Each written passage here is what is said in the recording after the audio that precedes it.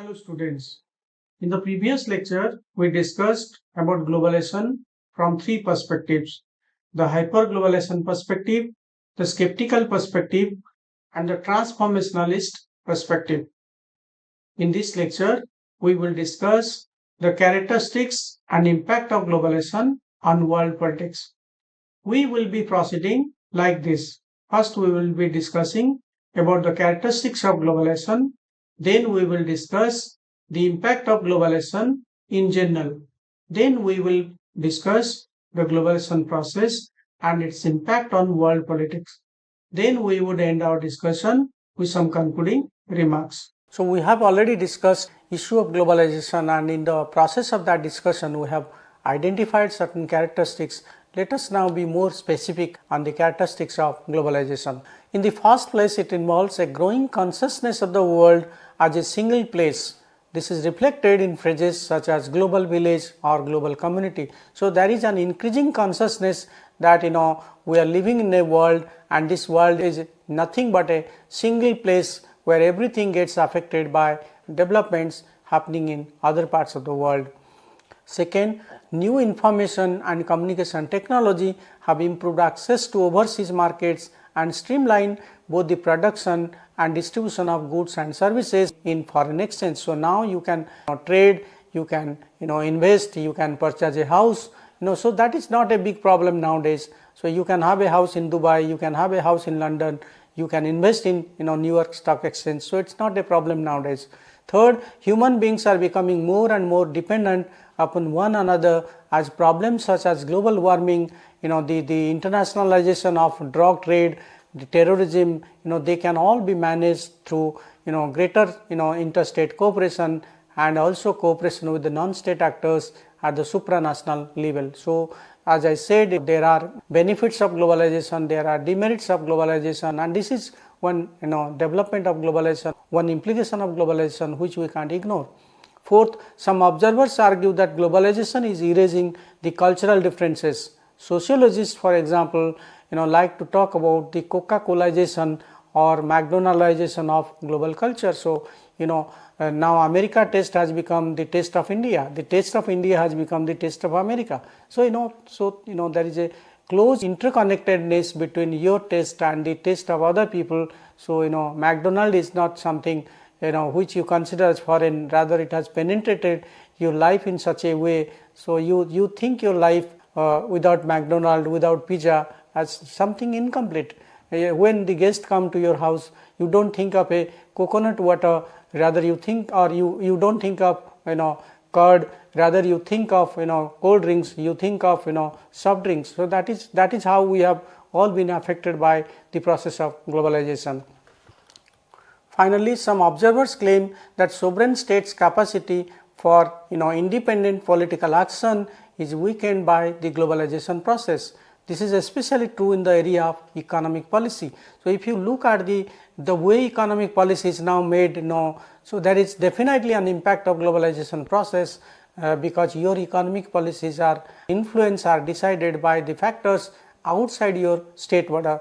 Today, the state has little effective influence or control over global market forces, as any state that tries to exert any kind of influence risks disinvestment, capital flight and recession. So if you resist the process of globalization, if you try to pressurize the multinational companies, so you may face the economic consequences. There may be less investment, or the capital will simply go out, and there may be economic recession. Sometimes you might have seen that when the global investors, the influential investors, they take away their money from Bombay Stock Exchange, how the Bombay Stock Exchange gets influenced. So the point is nowadays you have become so vulnerable that you can't resist, and if you resist, then you face the music.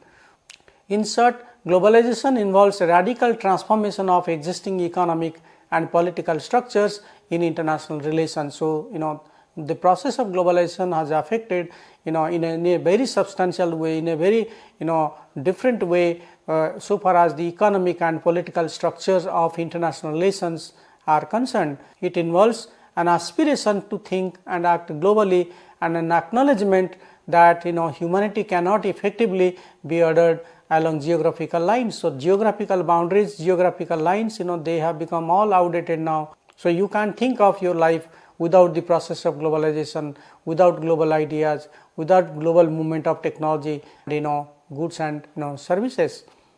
To talk about globalization then is not only to embark on a description of the present, rather it involves a comprehension of the forces shaping your future, and that is the problem.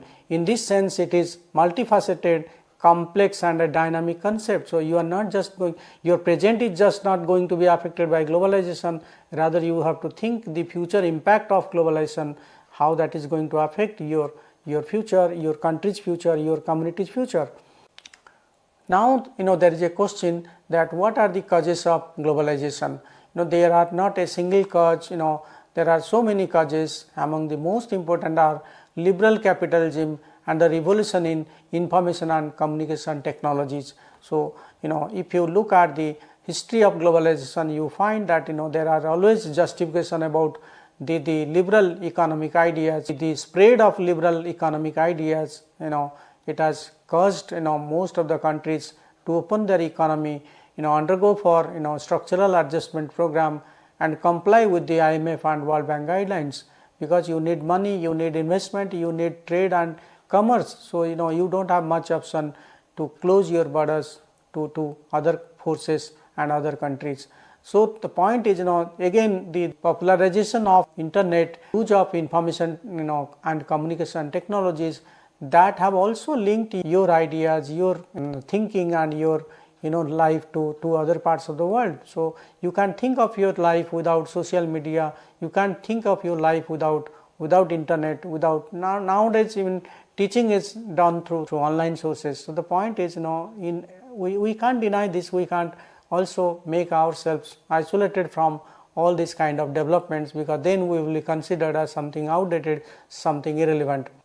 Liberal capitalism simply refers to the conjunction of liberal values such as freedom, human rights, individualism and democracy with an economic system based on the market. So, when we talk of the liberal values, when you talk of the liberal ideas, it basically refers to the liberal understanding of freedom, liberal understanding of human rights, individualism and democracy, basically based on the virtues of open market system. So, the point is we are talking of an economic model that is based on all the liberal ideas and liberal values. This worldview is widely held to have won over communism and the idea of a planned economy, resulting in an international environment conducive to the free movement of ideas, people, capital and goods. So, the point is once the Soviet Union collapsed, once communism was discredited for the economic condition of the people living in the communist countries. So, so in a way that also contributed for the popularization of neoliberal ideas, and so there was a talk of end of history by Francis Fukuyama that we have reached at a stage that this liberal ideology or neoliberal ideas will remain valid not only for the present but also for the future. So, the point is this we have to consider as an important characteristics of globalization and how our life has been affected by the globalization process. Now, let us discuss about various impact of the globalization process. We have already touched this issue, but specifically we have to discuss what are the major impact of globalization in our polity, in our economy, in our culture, everywhere. Evaluation of globalization vary in many ways. For some, it is a code word for American hegemony and liberation of multinational corporations from effective control and regulation. So, some people associate globalization process with American hegemony and the kind of freedom the multinational companies have got because of the globalization process. So, that is all beneficial to America and the multinational companies. So, that is one side of the argument. Of course, this is mainly a complaint which has accompanied by the rise of anti-globalization movements in recent years. So, there are increasing unemployment, there are increasing economic insecurity, and there are increasing loss of autonomy, and because of all these factors your culture is affected, your politics is affected, your economy is affected. So because of all these reasons, so there is anti-globalization movement in different parts of the world. So you must have seen when there is G20, G7 summits, or any summit which has major economic implications, or whenever the World Bank or IMF meets, there is always a protest against globalization. For some others, it is a potential force for prosperity and greater equality through the expansion of capitalism. So many other people consider that globalization is also beneficial for your economic future, because it brings greater economic prosperity and greater equality. So nowadays, because of the social media, you might find that many people are using social media for earning, generating money. So the point is, these were all not possible earlier. It was not possible for a homemaker or for a cook to earn money by showing her or his cooking skills. So nowadays, because of globalization, because of the availability of social media, because of the frequent use of social media or popular use of social media, so you get different avenues for income, you get different avenues for earning.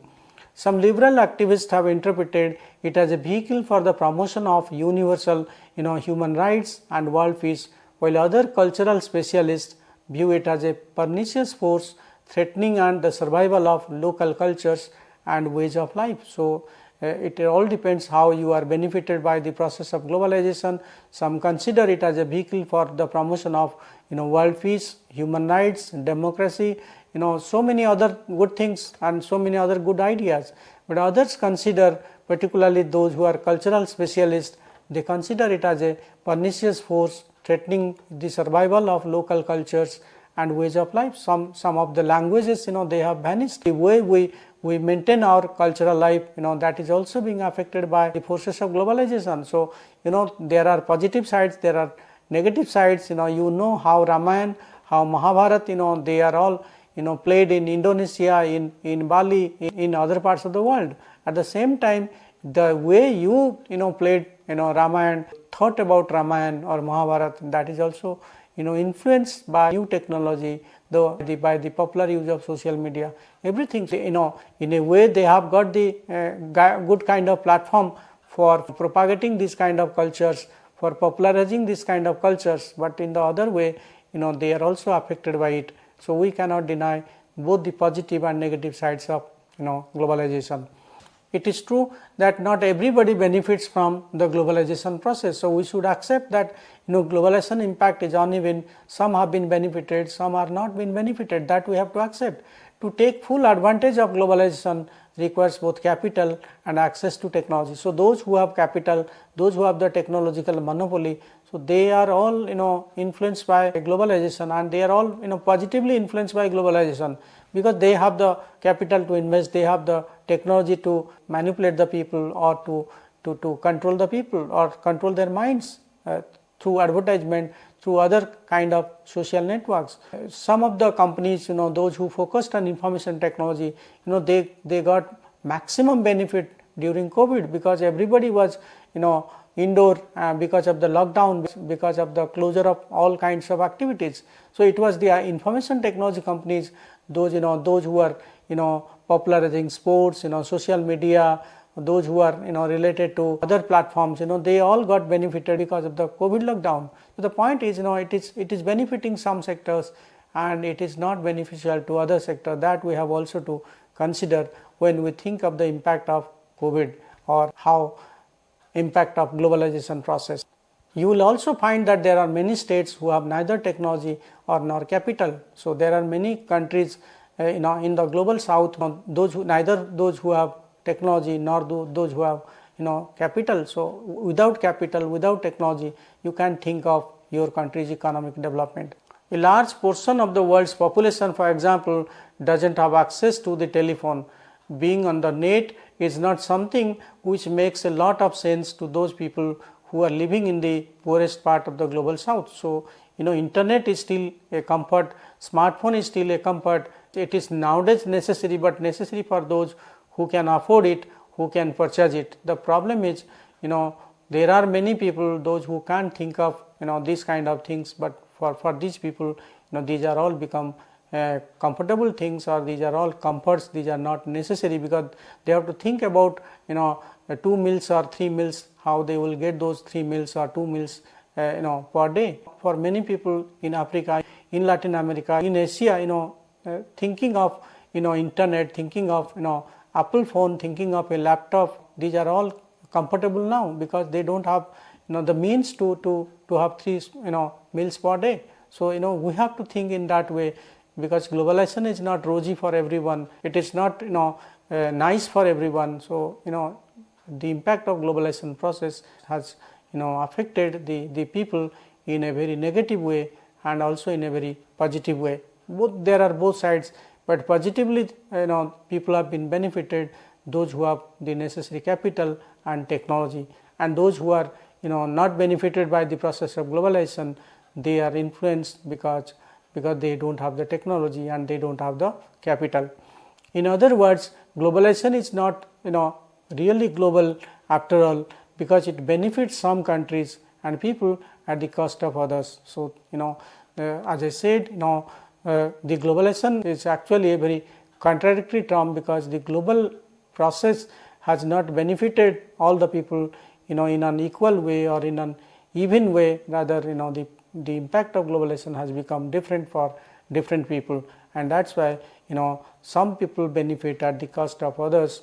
So that that's a serious concern, that is a serious problem we have to ponder, we have to think about. Now let us now discuss how the globalization process has affected the world politics. Globalization presents several challenges to traditional approaches to the study of world politics. There are several areas where we can find the impact of globalization, and the first is what is called from state-centric international politics to geocentric global politics. The globalization is associated with an evolving global political system based on an enormous diversity of states, international agencies, non-state actors, and civil society organizations. If you look at the international political system, there are not just the state actors, rather you find enormous diversity of states, international agencies, non-state actors, and civil society organizations.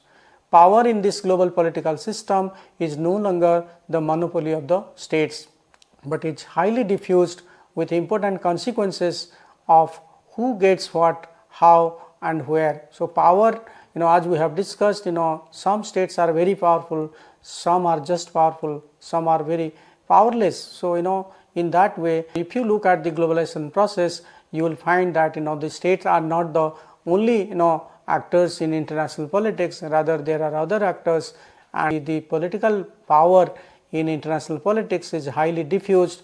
As you can see, there are important consequences for the people who gets what, how, when, and where. So globalization is associated with an evolving global political system based on enormous diversity of states, international agencies, non-state actors, and civil society organizations. So gone are those days when states were considered the only actor in international politics. Rather now you find, because of the globalization process, there are many other actors like the international agencies, non-state actors, civil society organizations, who also play an important role in deciding the global agenda, in influencing the way global political system operates. Power in this global political system is no longer the monopoly of the states, but is highly diffused with important consequences for who gets what, how, when, and where. So the traditional sense we understood the state power, or we understood power in international politics. As Morganto said, international politics is nothing but struggle for power. So that kind of mentality has gone, because power is now highly diffused. There are violent actors, there are non-violent actors. So you can't say that you have only monopoly over the coercive instruments of power. Rather there are drug peddlers, there are terrorist organizations, there are other violent actors in international politics who also hold enormous power over the coercive instruments, which was earlier the traditional monopoly of the states. This gives rise to a distinctive form of global politics, a politics of domination, competition, and resistance, among and between the powerful states and powerful international non-state actors. So nowadays the politics in international level is highly competitive, highly contentious, highly competitive, and so all other actors, they are now fighting with the state for authority, for sharing power, and there is almost a monopoly of transnational actors, transnational corporations, which you can see that in countries like India, in Australia, in Europe, there was a big fight between the state which tried to control the big tech companies and the big tech companies who justified their activities in the name of freedom of speech. So there is always a competition between the state and the transnational corporations, particularly this has made the issue of power in international relations something very different than the earlier period. Second, there is a shift from the liberal world order to a post-Western global order. Globalization is basically associated with a historic power shift in the world politics, propelling countries like India and China, Brazil, and countries like Turkey, Indonesia, Saudi Arabia, to the rank of major 21st century powers. So the earlier monopoly of Europe, the monopoly of America, that has gone down to a substantial level, and how the BRIC countries, how the economically powerful emerging countries, they are now playing an important role in setting the global agenda, influencing the global economic institutions, and they are also resisting the kind of control, the kind of monopoly that has been enjoyed by the transnational corporations of the economically advanced countries. This power transition is eroding several centuries of Western dominance of the global order and transforming the political and normative foundations of the liberal world order. So you will find that the earlier dominance of the Western countries, global economic institutions which they established after the Second World War, that is in a way eroding because of the emergence of new powers in world politics or new economies in world politics. And the third and the last major impact of globalization on world politics is the fact that from intergovernmentalism we are now shifting towards global governance. Since the United Nations creation in 1945, a vast nexus of global and regional institutions has evolved in tandem with globalization process. This accelerating transformation from intergovernmentalism, cooperation between the sovereign state, has moved towards what we can call as global governance, where you find the influential role of international organizations, supranational organizations, non-state actors like the civil society organizations, and also even other important actors in world politics, such as different networks and entities. So the point is now we are talking of global governance instead of the earlier international governance that was narrow in its scope because it focused on the role of the state actors and it serves their interest. But nowadays we are talking of global governance that can work for the betterment of the individual, betterment of the global citizen. So this is how the process of globalization has affected us, affected our life, affected our culture, economy, polity, everything, and we can't, sometimes we feel helpless, sometimes we feel vulnerable that we have not much control over these forces. Now we are not thinking in our own way, rather our thinking has been influenced by the social media, by the important big tech companies. Let us summarize what we have discussed so far. We discussed that globalization is characterized by an increasing consciousness of the world as a single village, improved access to overseas markets, need for greater cooperation to deal with global challenges, erosion of cultural differences, and a decline in the state capacity to deal with economic issues. We then discussed about the general impact of globalization. Some identify globalization as a code word for American hegemony because they believe that it reflects the dominance of American economic, cultural, and political influence on a global scale, shaping norms, institutions, and economic practices worldwide to benefit only the American interest. Globalization is also associated with the liberation of multinational corporations and transnational corporations from effective control and regulation due to the expansion of international trade agreements, deregulation practices, and the mobility of capital across borders, enabling corporations to operate with greater autonomy and influence. You can say also with greater contempt. For others, it is a potential force for prosperity and greater equality and a vehicle for the promotion of universal rights and world peace. It is correct to say that not everyone gains from the globalization process in the same way. In order to fully benefit from the process of globalization, one needs access to both cash and technology. In the international system, many states, particularly states belonging to the global south, lack both. Globalization also presents several challenges to traditional approaches to the study of world politics. This can be evident from several areas. First, from state centric international politics, we are moving to geocentric global politics, which signifies a shift in focus from purely state actors to include non state entities, transnational issues, and interconnected global systems influencing international relations. Second, from the liberal world order, we are moving to a post Western global order that refers to a transition where traditional Western centric principles of governance, economics, and norms are being challenged or supplemented by diverse non Western perspectives and influences on global affairs. Third, we are moving from intergovernmentalism to global governance that signifies a shift towards broader and more inclusive forms of decision making and cooperation involving not only the states but also international organizations, non state actors, civil society in addressing global challenges. Thank you very much. We will meet with a new topic in the next class. Thank you for your attention.